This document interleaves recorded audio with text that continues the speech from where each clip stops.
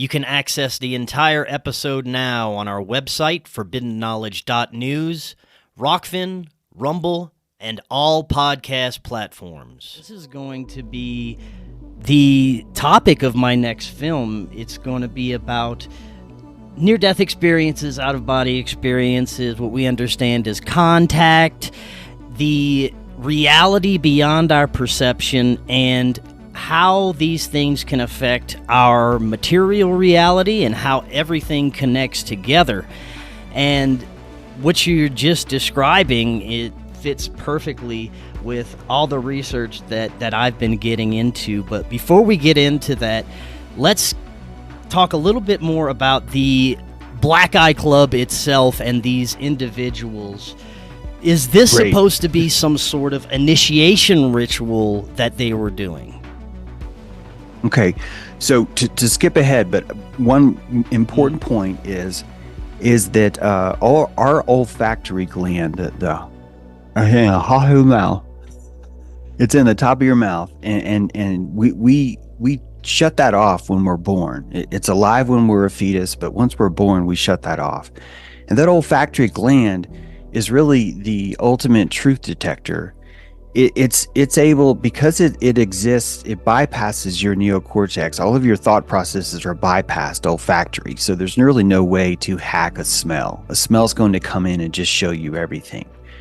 And how this relates to the Black Eye Club is because if you could find a way to remove the brake pedal from your Plato's cave, from your eye, then the truth of what you smell could be rendered in full reality, and that would be painted inside your eye, and you would see a world that has no filter on it. And what that filter would look like is, because you're able to perceive all smell, just like a dog is a truth teller, just like a horse is one of the best truth tellers. The horse's olfactory is about 20 times the resolution of humans, and they're able to smell the deceit that is coming in and out of your pores. I'm not saying there's a scent called deceit, but they're able to detect the auric field of you through your smell, and they're rendering it in their eyes. Their Plato's cave is rendering this vision. So a dog, just real quick to give you a picture of this, a dog would see the world in black and white, but the smells would be broadcast in greens, because the greens would give it another dimensional context to associate where in the field is the rabbit, things like that. So the Black Eye Club, the person who wants the serum, it's the serum, it's not a punch in the face. And the serum takes place because you're injecting something into your retinal wall. The walls of your eyeballs itself have all your rods and cones installed, but more importantly, they have a layer, a epithelial layer of melanocytes, and these melanocytes distribute melanin. If you can find a way to remove the melanocytes' ability to secrete melanin, you have now removed the ability for your eyes to filter reality. What I'm saying is not made up. I've just described to you ocular albinism.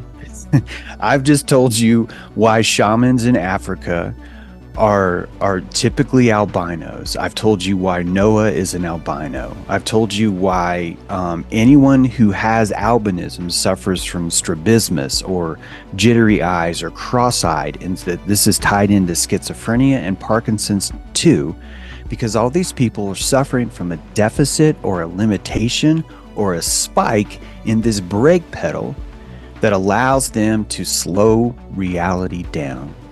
So technically, if you want to picture what someone with albinism, with ocular albinism, or there's many different kinds of this, but someone who you would typically picture as that Tom Hanks movie, The Monk, that's an albino, that dude who's lit and weird and everyone doesn't understand him and he's beating himself at night.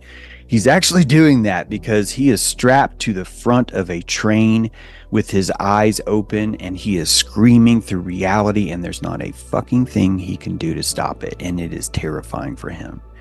And the villagers call him shaman because of it. He is Zaru Zaru, the one who has the inability to hide, would be the Swahili word for this.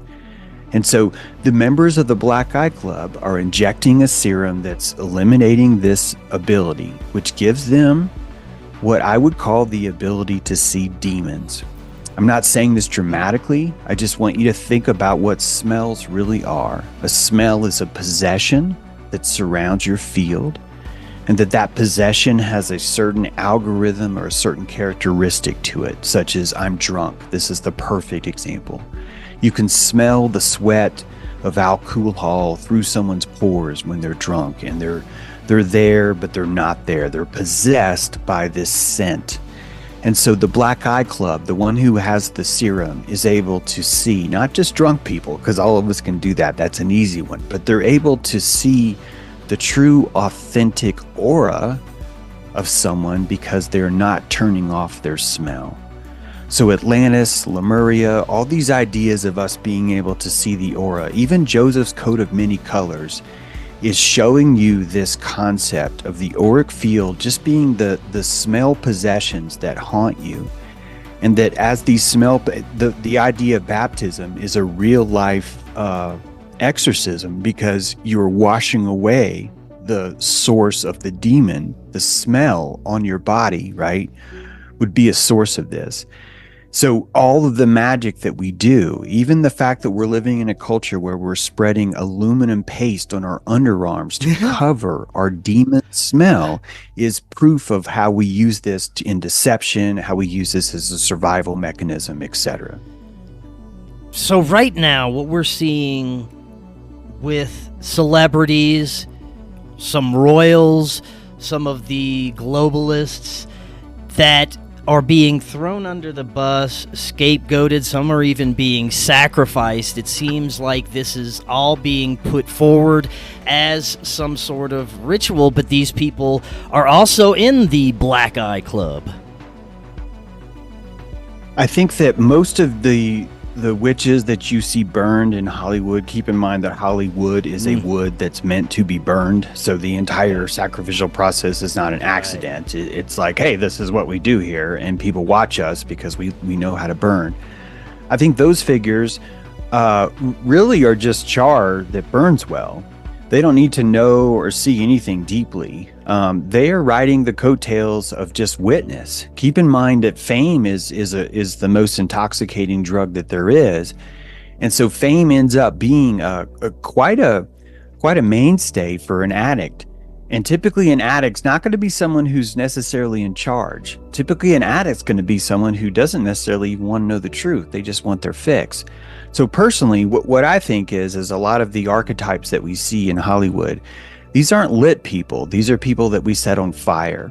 I know that we think that lit people, and setting them on fire would those sound really the same, but they're really not. The lit people, I think, would actually, they don't need the drug of fame, because fame is such a difficult drug to be the mistress, to have that as a mistress. You can't go outside, people show up at your house.